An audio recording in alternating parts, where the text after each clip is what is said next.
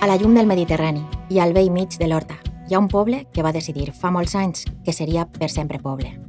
I que seria un poble per a les persones, a la mesura de les persones, que apostaria per carrers i places, per a la trobada, per a la conversa, per al passeig, perquè seria un poble on poder saludar pel nom, o fins i tot pel mal nom.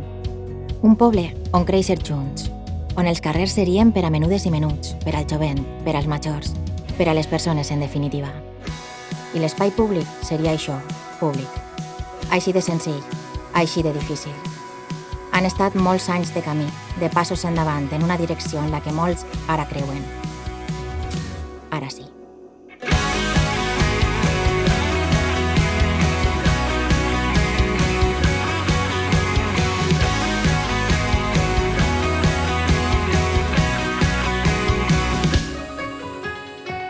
A la llum del Mediterrani i a l'ombra dels arbres. Perquè Picanya, que així es diu este poble orgullós de ser poble, té arbres fins i tot en el nom. I és que picanyeres i picanyers van entendre fa molt que els arbres poden viure sense les persones, però les persones no podem, de cap manera, viure sense els arbres. I el verd és el color de la vida, no el gris del formigó ni el negre de l'asfalt.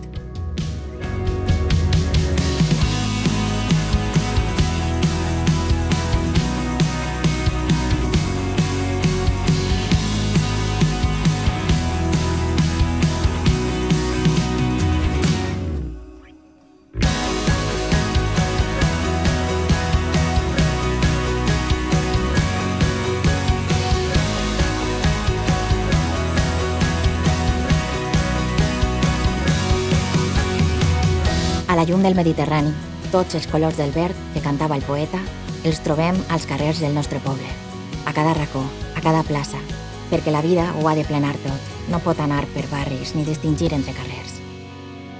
A la llum del Mediterrani, Picanya no pot presumir de castell, ni de torre, ni de muralla. Tant se val. Pot presumir del verd, de totes les llums del verd, de totes les llums de la vida.